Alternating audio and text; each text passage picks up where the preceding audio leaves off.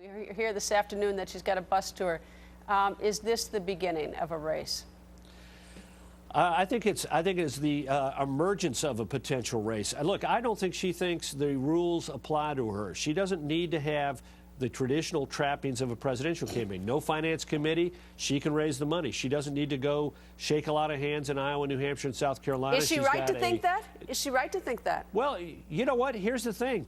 She gets to decide what the rules are of the governor campaign and go accordingly. And politics is changing. Some people have done things that have been outside the norm of custom and have won. So, you know, she's not going to have, you know, my sense is her people don't think she needs to have county chairmen and organizations and go around and line up people. It's just going to happen. The organization is going to emerge. And I think this bus tour is part of this. She's going to go up the East Coast. She's not going to go to Iowa, New Hampshire, South Carolina, the early primary states. She's just going to make a public presence on the East Coast with a bus tour over the Memorial Day weekend.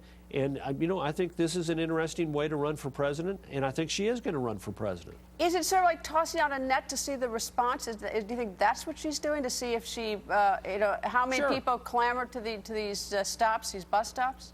Sure.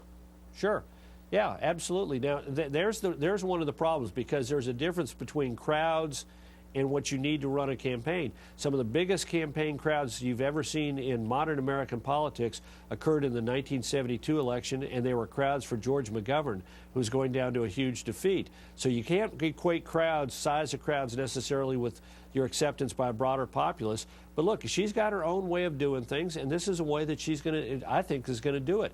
And it's going to be interesting to watch. Look, she has kept her visibility by sending out 140-character messages on Twitter or filing statements on Facebook. This is not, you know, she's been up there in Wasilla, Alaska, and she has not been inside the Beltway in Washington, D.C., or even in the early primary states to the degree that other candidates have, because she's found a different way to campaign. It's going to be interesting to see if it works or not. Well, it's certainly not going to be a dull 2011 and 12. Karl, thank you. You bet, Greta. Thank you.